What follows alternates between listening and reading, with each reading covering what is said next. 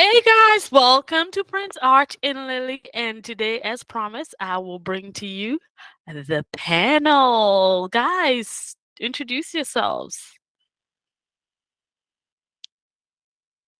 Hey Hello. guys, it's Iris.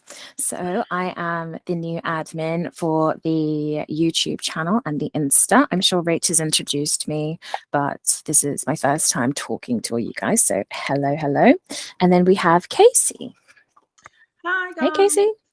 Hi guys, my name is Casey, and yes, I am joining the panel to talk about everything to do with our favorite family, but I will be talking more from a propaganda angle, media angle, and how that works. So yeah, nice to meet you guys.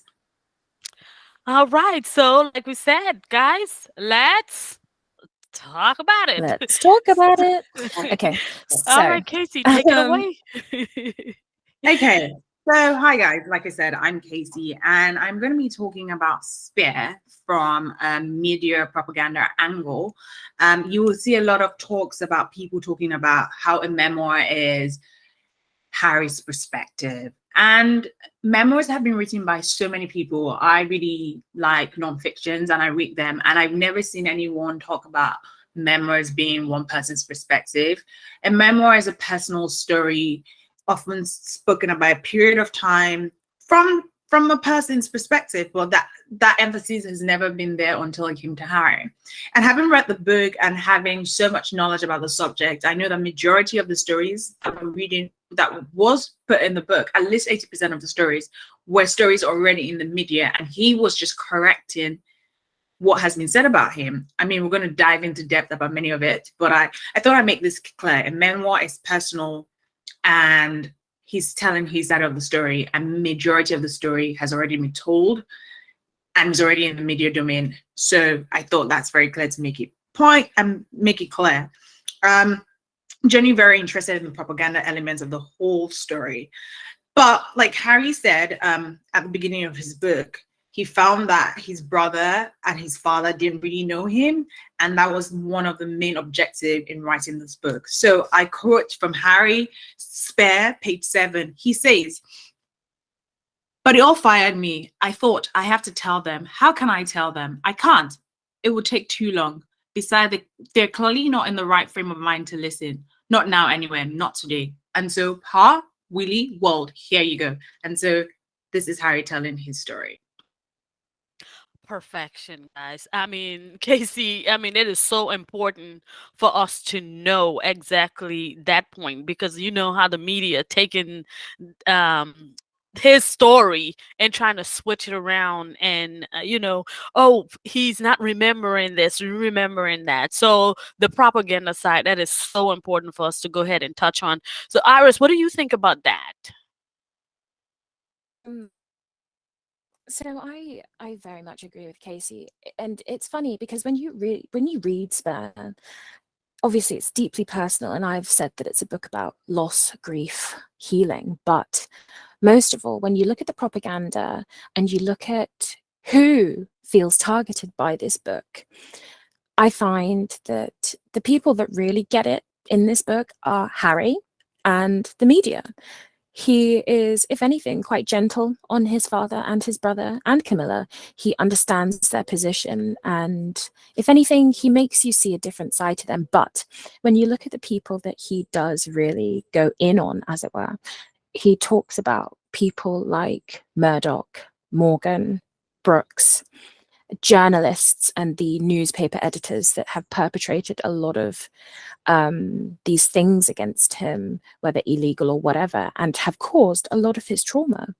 And it's funny that those same people that are being named in this book, or not named, whatever it is, are the ones telling you not to read it and telling you that he's lying or doing X, Y, and Z. There's ulterior motive there. So I think it's really important to, understand why it is that they are telling you all these things about a book that in reality is no different to other memoirs of its kind. And yeah, so I agree with Casey. I think it's a really important point to look at why they're doing it. I All right. So I know, Casey, you are on borrowed time with us. Thank you for dropping in and fitting us in your time here. And I know we will continue this conversation throughout the series we have going on. Thank you so much. If you have anything else to put into the subject before we move on. No, I'm looking forward to going in depth with you guys in our future episodes, just talking about the propaganda angle. And like I say to most people before I go, you can't have an objective view on the book unless you've read it. The media censor or centralization of the book is not a good angle to look at it, because a lot of things are taken out of context. Actually, you find that majority of people after reading the book are just like, it's totally different from how they reported it. So I would encourage people to read it before making a view of this. So yeah. So see you next week when we go further into the book. Thank you so much, Casey. Thanks, Boo. Good luck, and I hope to see you back here for the next series so we can go ahead and Good luck, honey. continue, because we have a whole lot going on, guys. Again, guys, Casey. All right. Iris, take it away, my dear. Hello. Okay, so after that very, very nice introduction from Casey, I think it's important to discuss, okay, so what Spare is. So Spare, obviously, is the book written by Prince Harry, ghostwritten by J.R. Is it Moringer? And for me, it is a book detailing his life, his trauma, and most of all, his grief. The book starts with a death and ends with a death. It starts with the death of Princess Diana, one of the most central women in his life, especially at that age, if not the most central, and ends with the death another woman central to his life, Queen Elizabeth II. And throughout this book, you encounter a few more losses and the kind of emotions that he goes through when discussing them. And it's really, I think it should be a case study in the effects of grief on individuals, especially children. From my POV, one of the most important elements I read or I gained from part one was the construction of what Harry calls the wall, and what he terms throughout the book as the disappearance. So, for instance, on page 18, you see his grief manifest very early on, so in the very first pages of the book, and it draws you back to his grandmother's famous quote, and she said, grief is the price that we pay for love, and you can really see that translate through the book. But then, if you don't mind, Rach, I'll just read a little excerpt from page 18. Go ahead. We have to give our where listeners. he's talking about being in Balmoral. This is after he had spent weeks in Saint-Tropez with Diana and Dodie, and the last holiday he and William spent with their mother before she died.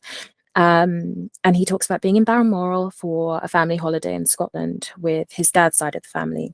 He's in his room, or the nursery in Balmoral, kind of groggy, half awake, half asleep, and you get the fact that he can't really remember. This part isn't very vivid for him, but he says, how much time elapsed before I dropped off? In other words, how much of my childhood remained? How much did I cherish it, savor it, before groggily became aware of Pa? He was standing at the edge of the bed, looking down. His white dressing gown made him seem like a ghost in a play. Yes, darling boy. Yes, darling boy.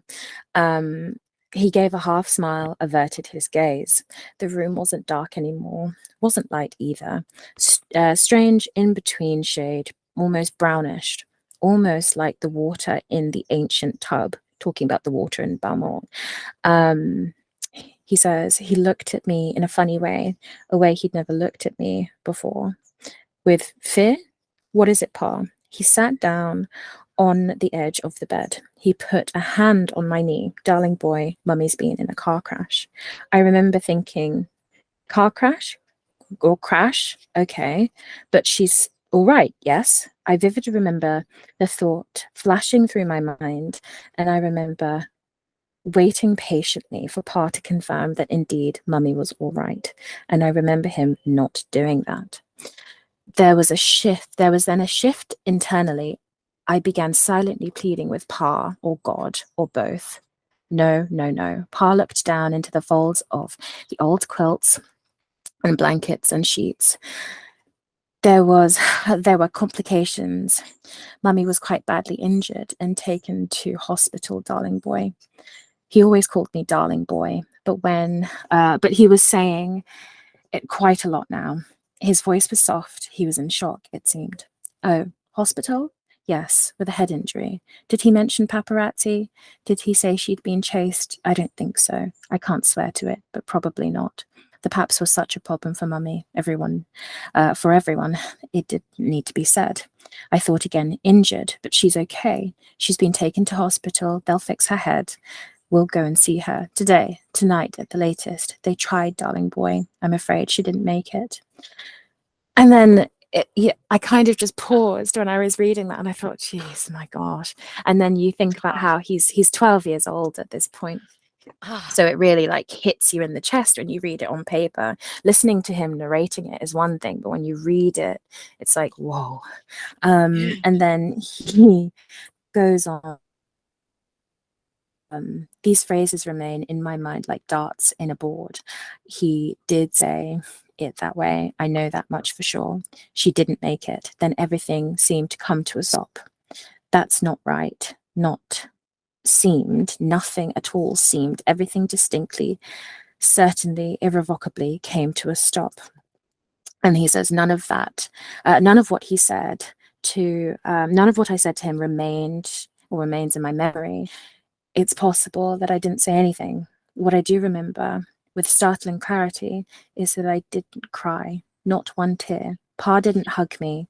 He wasn't great at showing emotions under normal circumstances. How could he be expected to show them in such a crisis?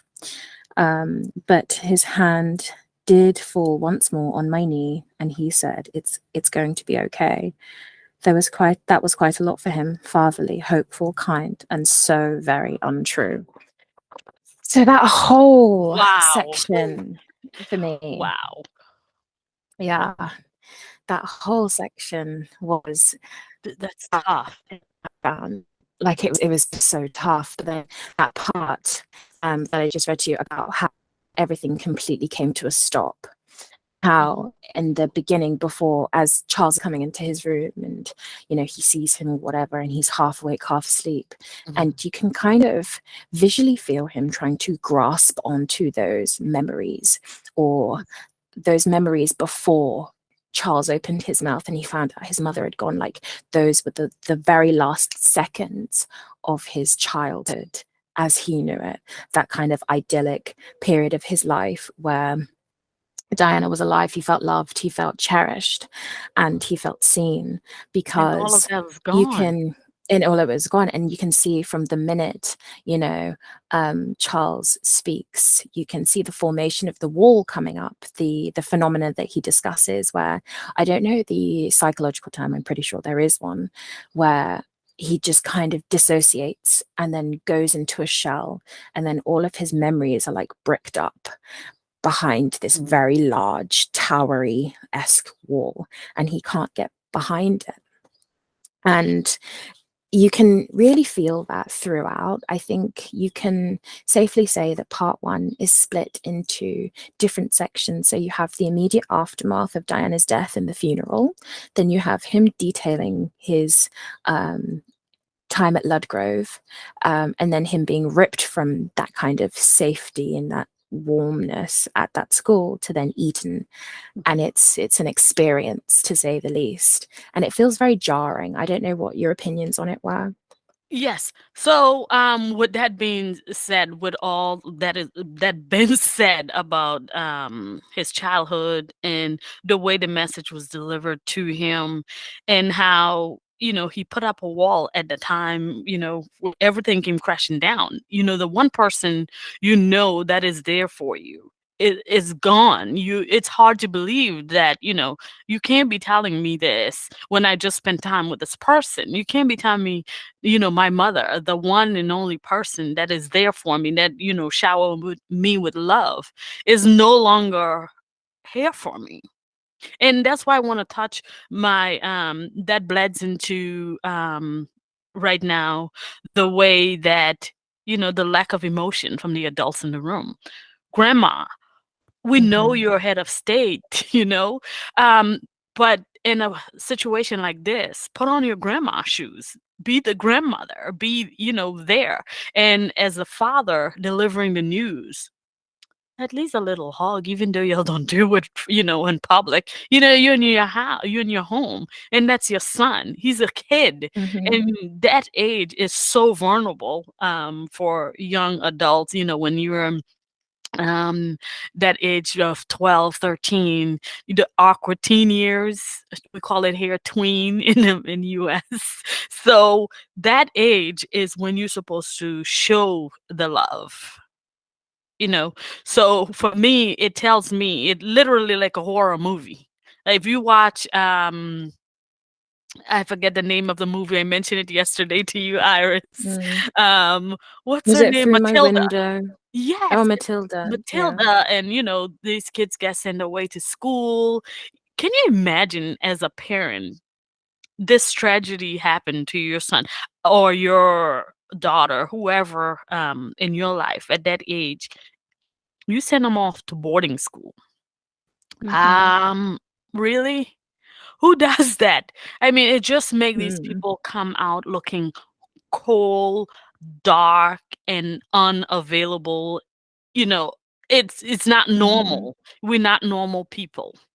So as they claim themselves to be ordained by God to rule over, I would like to know, who is this God who ordained these cold-hearted people to come in and rule over Yeah. anybody?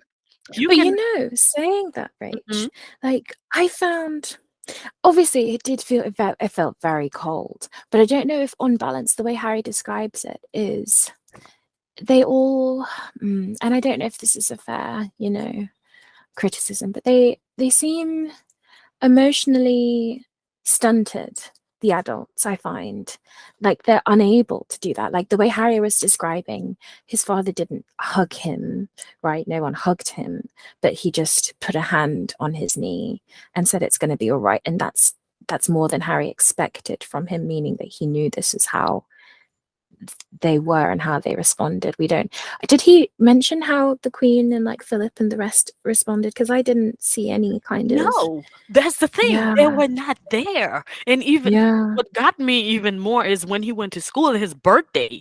His birthday was right around. If she died in August, his birthday is on the 15th of September. There was not much window of time for him to spend with these people, and that was the time when he needed it most. And his birthday came around, they didn't even show up. It was his aunt by his mother's side who showed up and delivered him a present. What? Sarah Spencer, yeah. I mean, sometimes I read the book and listened to the book about 3 or 4 times, and for every time I started the book at the beginning, I cannot continue the beginning part. It always brings me down. I always end up in tears for some reason. As a mother myself, I cannot see this happening to my child. So I know a lot of you on our who follow us are, we have a lot of, different demographic. We have mothers, grandmothers, we have 16, 13, 15-year-olds. I would like to hear your feedback. What do you guys think in the comment section? We love to hear what you have to say about that part of the book as we continue the series, dissecting it from the beginning to the end part. As we concentrate today specifically on the beginning of what would be Spare. Despair. And yeah, Iris, I want you to go ahead and let him, the part where he talk about he knew his role from day one, what he was there for. you Yeah. know. So So he knew he so was not, you know. yeah. That part is really, really rough, I find. So, and it really encapsulates what you're saying, like the loneliness. So, for instance, on page 15, he talks about what is, despair and what it means, right? So the quote is, "The air and despair. There was no judgment about it, but also no ambiguity. I was the shadow, the support, the plan B. I was brought into the world in case something happened to Willie. I was summoned to provide backup, distraction, diversion, and, if necessary, a spare part, kidney, perhaps, blood transfusion, speck of bone marrow. This was all made explicitly clear to me from the start of life's journey and regularly reinforced thereafter." And I read that and I was just thinking, whoa, like imagine being a kid, being so vulnerable, and like from that early age, and having people in your life that are meant to cherish you as an individual, grandparents, father, relatives, but and other and people that are there to take care of you, like the nanny and other things, right?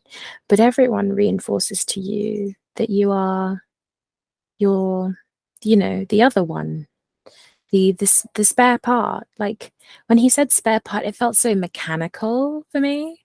I don't know how you felt about that, but it was That's painful. I insulting. must say, It was. yeah, it was It's painful, I like think. you knew from day one that you're not important according Hmm. to this whole thing. You're not important, so you're only there if something happened to the important child, and it bleeds into Yeah. what we've known and heard from the media, that the grandmother would shower Willie, what he's called in the book. The great grandmother. Yeah. Right. So she would shower him with love, give him things, and then the other one will, Harry, in that case, feel left out. He's always cast on the side. What that is not a life to live. And if you have children, please don't treat your children like that. Especially if you have more than one, because that is not a way for you to treat a kid. And with the traumatic situation, and we've seen the reviews from different organization, this part of the book is going to be studied, and I've seen it already, psychologists commenting on it, and children who've gone through grief. And it makes sense, the Invictus Games that he created, and the bond that he have with the kids when there is, when the games are on, and they have things going on with the kids. This part of the book, I think it's a great way for people who in that field to help kids with the grieving process, because Harry didn't have that. And him creating that path, and that because it could have gone different direction. I kid you not, this could have gone totally. He could have been, gone down the road, become what we call here, he's on drugs and up on the streets. But of course, he Mm. wouldn't end up on the streets on that part, because they would use that to make the other one look good, and which they have done in this book. And but we'll touch on that once we get to those specific parts. But this could have gone Mhm. completely wrong for a child that age. I remember I had a Yeah. little issue with me as a young child. I wouldn't drink bleach. But thank goodness, my body Mhm. couldn't handle it. I bring it back up. But, Yeah. with him, I mean, I I don't know how he did it. Yeah, I often think about that and how, well and well adjusted he came out in all of this, and how he's so open and, kind and tactile, and how he is the way he is. He really is. I know we say it all the time, and he's referenced it, but he really is his mother's son, and how he turned out so much like her. And obviously he is his own person too, but how he turned out so kind and all of those things, in spite of everything, and in spite of losing that kind of inspiration at 12 years old. Only God knows, I think. And good for him, honestly, good for him. But it's startling. I find, like, when you read certain parts of it, especially this first part that we're discussing, it really makes you think. But there was one thing, as well as the formation of the wall, or the construction of the wall, that he references, that is like a theme throughout the book, that really struck me, and it's the disappearance, what Harry terms as the disappearance. Do you have any thoughts about that? Because I have quite a few. If YouTube will throw me off their platform if I do go into that. I Okay, mean, the so whole you part makes me Rach not sure angry. have thoughts on it, but I will share my Yes, thoughts. go So ahead. basically, guys, for anyone who hasn't fully read it yet, not trying to give spoilers, but essentially, as a result of his trauma, and this is a typical trauma response actually for bereaved people, especially children, where they create a type of fallacy in their mind that the person, the loved one, that has passed did not pass at all, and in reality they've just gone somewhere, they're hiding. So for him, he did not feel that Diana was dead. And this isn't just something that lasted a few years or months or whatever. This lasted like a decade, over a decade, a long time, to the point where he reached young adulthood and he still thought that she wasn't dead. And he terms it the disappearance. He references Mummy's disappearance throughout the book, especially in the earlier parts, and it really struck me. But then there's a page earlier on, so chapter 5, page 21, and this is part 1, where he said, and this is the aftermath of finding out that she had tragically passed away. He said, if anyone talked about anything, I didn't hear them. The only voice I heard was the one droning in my mind, arguing with itself. She's gone. No, she's hiding. She's dead. No, she's playing dead. And then you kind of see this this bargaining. I think they say that's one of the stages of grief, right? Bargaining. So he's trying to bargain with himself, and he references either himself or his God or whoever, that she can't be gone. And you see, just similar to the construction of the wall, this kind of construction of this fantasy, this little pocket that he's created in his mind to keep him safe, this little shield, this defense mechanism that he's created, where he's basically just woven a little cloak of invisibility, and he hides inside it, where he thinks, well, she's not dead, everyone else is wrong, she's just hiding because you guys have tortured her so much and picked on her so much, and she's had to flee. And he talks about that, and how he's hoping that she'll come back for his birthday, or she'll come back on this occasion, or that she'll send word soon that she's okay and everything's okay. And he talks about how he didn't cry when he found out she died. He didn't cry during that walk behind the coffin. Oh, don't get me started on that. But he did cry when they were at Althorpe for the burial. Had Diana's buried on that little island. And he cried when the casket was being lowered into the ground, but not because she was in the casket, but at the sheer idea that she could be dead and in the casket. And for him, it's the idea that his mother could be dead rather than the actual reality, because in his mind, that is not the reality, but it's the fact that to him, this hoax is so elaborate to fool everyone that she's dead, got the better of him, and he cried. But then he talks about how no one comforted him. He just felt ashamed that That's he had, what upset me. yeah, it was really, really upsetting, I found. And when you asked if I want to share that part, it's like, oh, I can't, because I am angry at the adults in the room. The child was grieving. The child needed help at the time. This is where you get a therapist in the room. When something happened here would have to do with a child in a classroom or anything here, the first thing you get an email about is counseling available. In this case, none of them were adults. None of them were even human beings. They were just a bunch of robots, cold-hearted robots walking around. And this I found the child, quote. was lost. Yeah, And go it's ahead. Go. it's horrendous. So page 25, he says, Willie and I walked across the same bridge to the island. It was reported that Mummy's hands were folded across her chest, and between them placed a photo of me and Willie, possibly possibly the only two men who ever truly loved her. Certainly, the two who loved her most. For all eternity, she'd be smiling. Hold on, this is emotional. For all eternity, we'd be smiling at her in the darkness, and maybe it was this image.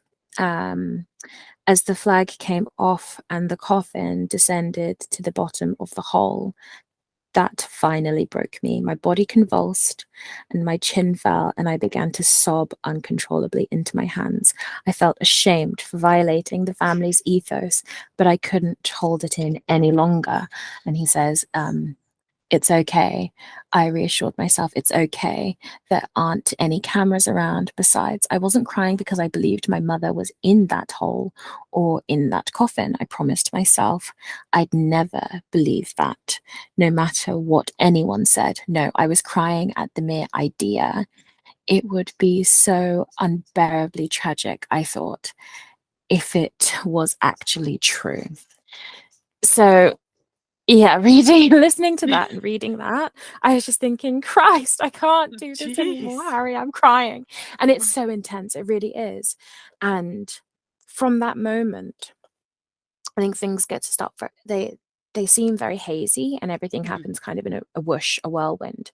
But it's the way his mind was racing, like he dissociates from that period of his life and then flits straight back to like weeks later when he's back at school or etc.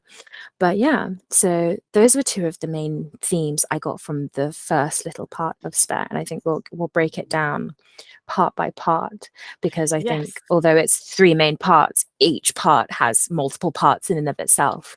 So you have Yeah. to like take your time and break those down.